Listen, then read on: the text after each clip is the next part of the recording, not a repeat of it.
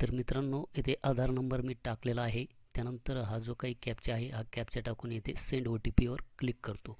तर इथे 9:56 ही झालेली आहे.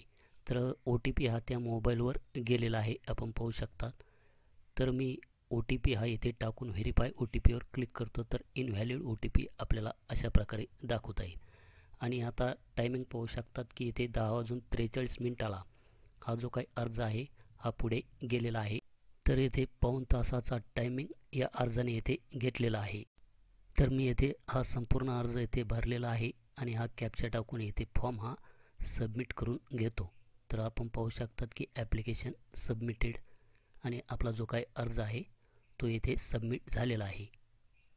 तर मित्रांनो, मला अर्ज पूर्ण करण्यासाठी येथे कंप्लीट पाऊण तासाचा टायमिंग हा लागलेला आहे.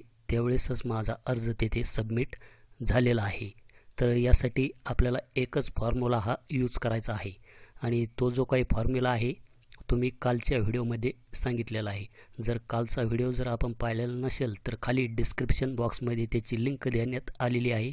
त्या लिंकवर क्लिक करून आपण तो संपूर्ण व्हिडिओ हा पाहून घ्या.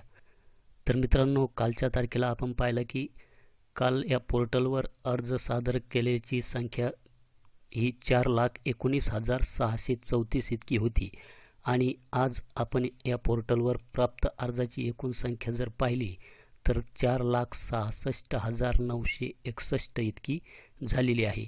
आणि काल जो मी व्हिडिओ हा बनवला होता तो संध्याकाळी 9:30 वाजता हा बनविला होता. तर आजच्या या तारखेला म्हणजे आज आपण पाहू शकतात की येथे 4,66,961 अर्ज हे पोर्टलवर आलेले आहे. तर यामध्ये आपण विचार केला तर यामध्ये 47,327 अर्ज हे काल संध्याकाळपासून आज दुपारपर्यंत या पोर्टलवर प्राप्त झालेले आहे.